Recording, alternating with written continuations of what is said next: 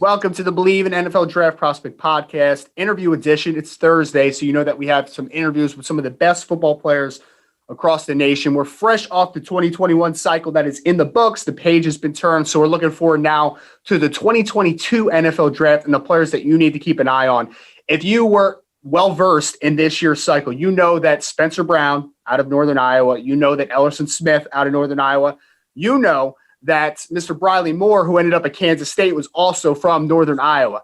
And it should be no surprise with the program that Coach Farley has built, he's got somebody else coming down the pipeline. He's got a few guys, actually, Jared Brinkman, who I've talked to before. But I want to bring into the show offensive tackle, not Spencer Brown. I'm talking about the starting left tackle who's been a 2-year starter, Mr. Trevor Penning. Trevor, appreciate you, man, so much for taking some time today. It's awesome. I love you and I guys, man, so I need to keep talking about you guys. Yeah, thanks for having me. I love it, man. I love it. So I've had the pleasure now of talking to several offensive linemen for the Northern Iowa program over the last couple of years. I was a big fan of Jackson Scott Brown, who was affected by everything COVID related, who should be playing professional football somewhere right now. And Spencer Brown, of course, who was drafted by third rounds by the Buffalo Bills. And I'm talking to the left tackle, number 70, if you're just turning on the film for the first time, 15-game starter in 2019. And then obviously UNI season was pushed into the spring this year. And of course, he started every game that he played this spring for Northern Iowa. So Trevor, I want to start you off. Going to go through a little bit of a journey here. I know originally you were out of Newman Catholic High School in Iowa. So obviously you made the decision, like, I want to stay in Iowa. I'm going to play at Northern Iowa. I saw you were a very accomplished track athlete. I saw you played basketball while you were at the school. Obviously a fantastic football player. Talk to me a little bit about recruiting and why Northern Iowa was ultimately the best decision for you coming out of high school. Just mainly, I kind of started getting recruited probably about the winter of my junior year, I'd say, spring junior year. It was just mainly kind of like camp invites, just visit, like unofficial visits, just all that. It was mainly just, I didn't really have much interest from like Iowa State, really, just maybe like just camp invites. But UNI, that kind of, they were really the first team that kind of like looked at me like, hey, like, we really like your like film and like we think you could like play for us potentially.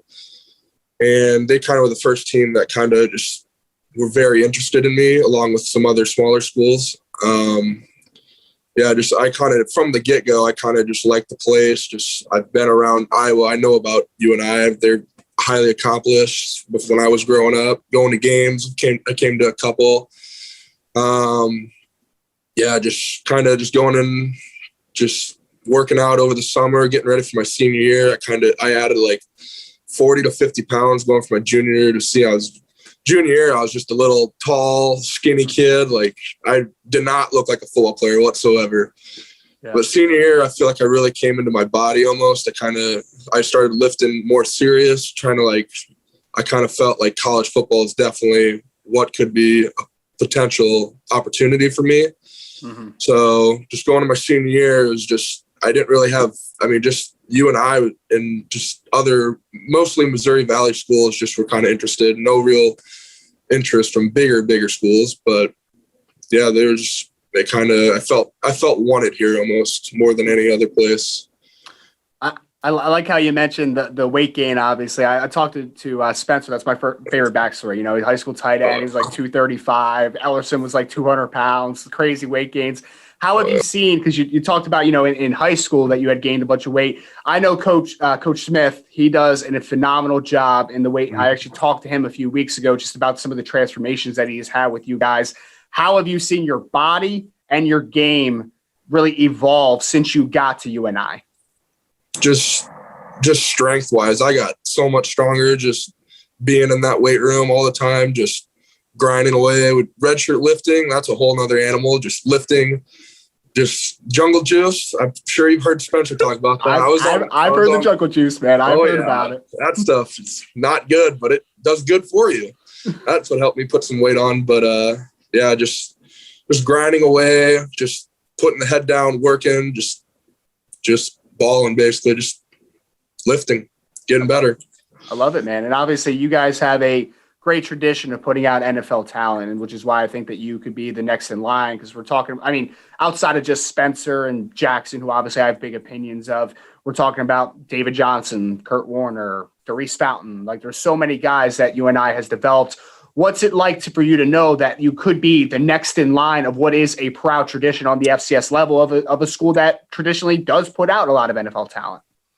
I think it's just a great opportunity. This is one of the best places in FCS that develops NFL talent. I just think it's cool that I could be one of those people that could be one of those people. Yeah, and absolutely. It's just cool. Yeah, man, it's really cool. And I kind of want to ask about the offensive line tradition that you guys have. And a couple of the guys I just mentioned, great workers, great players, obviously. What has it been like to learn from guys like Spencer, like Jackson, but then also to continue that camaraderie of that offensive line room? I think mainly the guy I kind of looked at was mainly Jackson Scott Brown. Just he was definitely a leader on that. When we played, my whole time I've been here, he was definitely a leader. Vocal leader. Just he tells you what he expects of you. Just he knows football. He has real passion for it, and he knows how to teach. When I was a young freshman, like I didn't know what was going on, but him and Cal and older people before that, when I was a true freshman, they just helped pave the way, kind of just to learn how to really play big time football. Like I came from really small school, like the stuff that we were doing, we didn't pass that in high school. Like I didn't know how to do that, and just them helping me teach me, it was big. Mm-hmm. And then obviously you mentioned pass setting. Obviously you're the left tackle, so that's like that's the thing, right? That's the blindside protector. How have you seen now, Trevor? Because I know the 15 games started in 2019 and this past spring, obviously, of continuing the left tackle tradition. How have you seen your game develop? You mentioned, you haven't passed that in high school, so I know that that's obviously a big learning curve for you. How have you seen yourself develop as a football player over the last couple of years? I think mainly, honestly, it's probably pass blocking. I think this past spring, I definitely improved. I still think I can be a lot better at pass setting, but like over the years, I definitely have gotten better at that. Like probably I played guard when I first got here for the majority of my freshman year, redshirt freshman year, I was the guard. Mm-hmm. Redshirt sophomore year, there's a place open, the left tackle opened up, and I was like, all right, I'm going to go take that. Everyone was like, I was competing for it, and I was like, I'm going to go take it. But just past it, I felt like my redshirt sophomore year, I still was iffy on it. I still had some technical flaws, but I feel like I'm definitely getting it down and still continuing to improve today. Mm-hmm. And I want to ask about this spring, because obviously I know it wasn't ideal. I have put it out there a lot, with Spencer and with Ellerson and all the guys that had to make difficult decisions with the COVID cancellation, push it to spring. How difficult was that for you? And you being one of the guys that stuck around, obviously, and is now one of the pillars of the program, how do you feel like you were best able to navigate the negativity surrounding you? I think I just kind of took advantage of the time off that we were given, kind of like we weren't playing. So I feel like I was like, okay, well, I'll just continue what I've been doing all spring and summer and just keep grinding, just lifting, doing endo work, football drills, getting the body ready. And whenever our time's to play, I'll be ready by then. Mm-hmm. And then what was it like playing in the spring, man? I know it's got to be like really odd, but like I kind of liked it because like that's the only football that's on TV, So I agree. It was pretty interesting. I almost kind of liked it. It's like a glorified spring ball, just spring practice with games, but it was definitely fun. But that's cool, man. That's cool. And now, Trevor, what is it like for you guys now? Because I know it's not perfect yet, right? Places are getting better, though. So what's it like kind of just being more back to a normalized atmosphere and know that this fall there's going to be football again? Oh, it's definitely exciting. I can't wait. Hopefully have fans in the stands, more fans. Definitely that Iowa State game. I hope there's a big crowd. It's always a blast going in there. Just getting back to normal life. I think it'll be fun. Yeah, and I know that was one thing that's when I spoke to Spencer, he was most upset about was I know you guys had Iowa on the schedule to start. Mm-hmm. I know he was fired up for that game. So, Trevor, I want to ask you, I always ask the guys this: who are some players, could be past, growing up, could be now, that maybe you emulate to a degree? Are there guys, you mentioned Jackson's a guy that you kind of looked up to in the program, but like outside NFL players, are there guys that you like to watch a lot? Probably some that come to mind for NFL players. I'd say I feel like a lot of people would say it was Taylor Lewan. Like he plays the game the right way. Yeah. Another guy I like, Mekhi Becton for the Jets. Big guy. Big guy. He plays the game the right way. I love watching him. I was watching some like draft, or not draft, but it was like NFL breakdown or something. It was like a 38-minute long video of just some guy talking about just how he plays, just opening the lane, just how often it was fun. And then one other guy I know, whenever we watch NFL film for like during the fall, like during our time off, like we had a lot of time off, so we watched NFL film. Mm-hmm. One guy that always stuck out, we'd watch the Tennessee Titans offensive line, and Roger Saffold, I think, the left guard. Yeah. Mm-hmm. He was just mauling people. He was fun to watch. Yeah. But him and Luan they're definitely fun to watch for them. Yeah, Saffold's a really fun one because he was actually a left tackle when he was at the University of Indiana, and then he moved into guard. So he's got that he looks almost like a tackle, just like this added weight, right? He's like 6'5", long arms, but he's like 340 pounds. So he's a lot of fun. That's a great list. I love it so much. And Trevor, obviously, I think that you are a guy going into the fall, specifically just from a college perspective, that coming back to college football in the FCS, like, you could probably be the best one, in my opinion. Like, I think that that's very possible, and I think you could be one of the best offensive tackles just in the country in general. For you to take that next step to potentially being the next shining offensive tackle coming out of the FCS, what are some improvements that you still have to make in your game?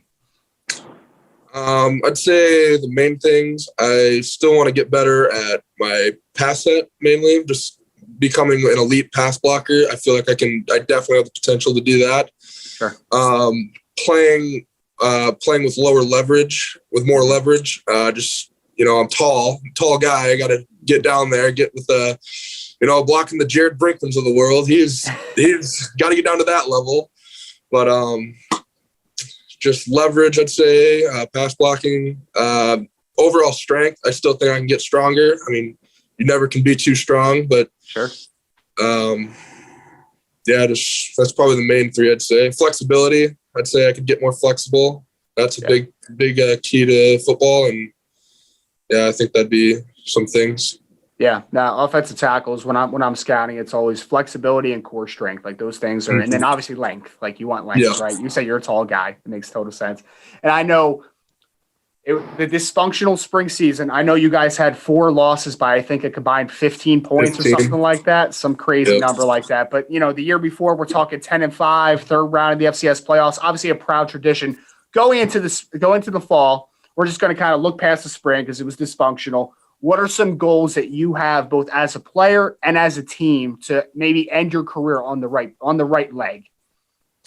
I'd say for me, my individual goals, I think you said it earlier. Just I honestly want to be the best offensive lineman in the FCS. I think it's definitely achievable. Mm-hmm. I got to continue to work, continue to grind. And then for team goals, I would say just we all have the goal of being the Missouri Valley football, or win the conference. Yeah. Basically, just win the conference, because if you win the conference, there's no reason why you're not winning it all. Like, we're the best FCS conference in football, in my opinion, a lot of people's opinions. Yes. And I just think that's our main goal, is just win the conference, win it all, basically. No, it's I've heard many people call it the SEC of the FCS, so I think that's safe to assume. And the last question I kind of have for you is, again, think you are a guy that could play on the next level. For you, how long has play in the NFL potentially been a dream? And how much of a blessing would that be when that ultimately comes to fruition for you? Well, it'd be a huge blessing. I mean, it'd just be great. Just continue to play the game I love. I grew up playing. I love football. I mean, just a dream. It's been a dream since forever, basically. Just it kind of coming down to have real good opportunity to do it. I think it's super cool. It's a huge blessing. Just I just got to continue to keep working and get to that point. Absolutely. So again, here with starting left tackle for the Northern Iowa football team, Mr. Trevor Penning. Trevor, I appreciate you again, man. Taking a little bit of time. This is awesome. Just getting a little backstory. I am excited, and I'm looking forward to what you put on film in the fall, and look forward to your NFL future. Yep. Thanks for having me.